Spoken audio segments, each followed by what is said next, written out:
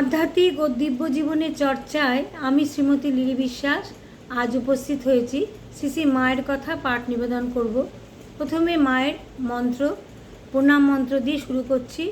ওং জননীং শারদাং দেবীং রামকৃষ্ণাম জগদ্গুরু পাদপদ্মে তয়ো সিক্ত্বা প্রণমামি মুহুর্মুহু প্রণমামি মুহুর্মুহু প্রণমামি মুহুর্মুহু। জয় মা, জয় মা, জয় মা।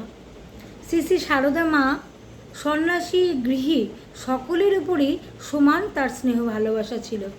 গৃহস্থের পুত্রকন্যাগণকেও তারা যখন মায়ের কাছে আসতেন, কখনো তাহাদের মনে হয় না যে তাহাদের প্রতি কোনো প্রকার বৈষম্যমূলক আচরণ বা স্নেহ মমতার কমতি আছে।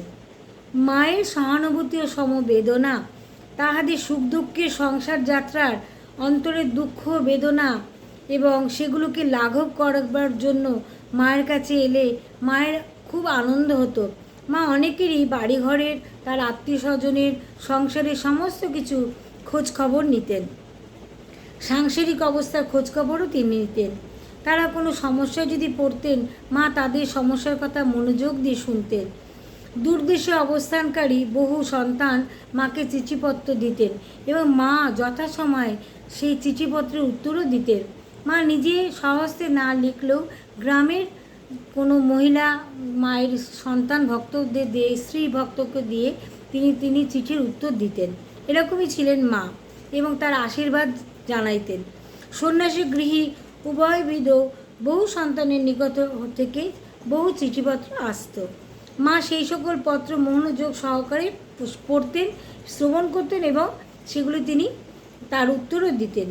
প্রাচীন সন্তান শ্রী শ্রী ঠাকুরের অন্তরঙ্গগণের বিশিষ্ট ব্যক্তিগণের নিকট হইতেও অনেক সময় মায়ের কাছে চিঠি আসত এবং মায়ের আশীর্বাদ লাভের আশায় তারা অনেকভাবে তাদের মনের কথা, মনের দুঃখ মায়ের কাছে প্রার্থনা হিসাবে জানাতেন এবং এরকম কিছু প্রার্থনা সম্বলিত কিছু চিঠিপত্র এখানে প্রকাশ করা হচ্ছে, বর্ণনা করা হচ্ছে। পূজ্যপাদ রাজা মহারাজ ভুবনেশ্বরে মঠ স্থাপন করিবার জন্য শ্রী শ্রী মায়ের পাদপদ্মে ভক্তিপূর্ণ দণ্ডবত প্রণাম করি নিবেদন অন্তর অতিশয় বিনম্রভাবে অনুমতি ও আশীর্বাদ প্রার্থনা করিয়া লিখিয়াছেন। উত্তরে মায়ের সন্তোষ প্রকাশ ও ঠাকুরের কৃপায় শুভ কার্য সুসম্পন্ন হওয়ার শুভ আশীর্বাদ তিনি প্রার্থনা করেছেন। পূজ্যপাদ বাবুরাম মহারাজ আরেকটি চিঠির কথা বলা হচ্ছে এখানে।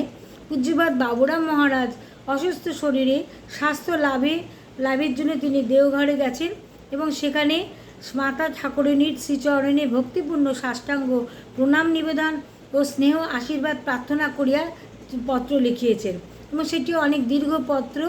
উত্তরে মায়ের দুঃখ প্রকাশ, উদ্বেগ, সন্তানের জন্য মায়ের উদ্বেগ, ঠাকুরের নিকট তিনি সন্তানের মঙ্গল কামনা করলেন।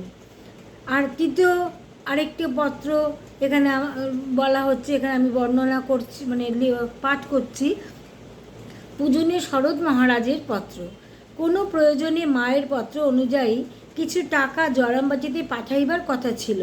মহারাজ গণেন মহারাজকে টাকা পাঠাইতে বলিয়াছেন এবং পরে খোঁজ করিলে গণেন মহারাজ টাকা পাঠানো হইয়াছে বলায় নিশ্চিন্ত থাকেন। জয়রামবাটিতে টাকার প্রয়োজন না হয় মা ও আর কোনো খোঁজ খবর করেন নাই। কয়েকদিন পরে গণেন মহারাজ বলিলেন, টাকা পাঠান নাই, ভ্রমবশত পাঠানো হইয়াছে, এটি লেখা হয়েছে। ইহা অবগত হইয়া শরৎ মহারাজ বিশেষ উদ্বিগ্ন ও ব্যস্ত হইয়া পত্রে অত্যন্ত আরতি প্রকাশ এবং অপরাধ ক্ষমা চেয়ে তিনি প্রার্থনা করলেন। এইভাবে মায়ের কাছে অনেক দূর দূরান্ত থেকে সন্তানরা মাকে চিঠিপত্র লিখতেন। তাদের মনের কষ্ট, মনের দুঃখ যন্ত্রণা তারা মাকে চিঠির মাধ্যমে জানাতেন এবং মা মনোযোগ সহকারে সেই সব পত্র মা পাঠ করতেন, মা শুনতেন। মাকে স্ত্রী ভক্তরা, গ্রামের অন্যান্য স্ত্রী ভক্ত তাকে মাকে পাঠ করে শোনাতেন এবং মা আশীর্বাদ তাদের সন্তানদের যে পত্র দিয়ে তারা চিঠি লিখতেন, মা সেই তার উত্তর দিতেন এবং আশীর্বাদ তাদের জানাতেন। এইভাবে মায়ের কথা পাঠ নিবেদন করা, সত্যি মায়ের পাঠ নিবেদন করলে মনের মধ্যে আমাদের মা সম্পর্কে একটি আদর্শ, মা যে আদর্শ স্থাপন করেছেন সেটি আমরা জানতে পারি যে মা এসেছিলেন এই ধরাভূমিতে আমাদের কাছে আদর্শ স্থাপনের জন্য, এবং তিনি বিশ্ব জননী, সংঘ জননী, সত্য জননী মা। তিনি আমাদের কাছে পরম আরাধ্যা। তার পথে যেন আমরা তাকে অনুসরণ করে যেন আমাদের জীবনের পথে আমরা চলতে পারি। আজকে মায়ের কথা পাঠ এই পর্যন্ত। সকল ভক্তমণ্ডলীকে জানাই আমার অন্তরে শ্রদ্ধা, অভিনন্দন এবং মায়ের চরণে আমার প্রণাম জানিয়ে সকলে ভালো থাকবেন, সকলকে ভালো রাখবেন। জয় মা, জয় মা, জয় মা।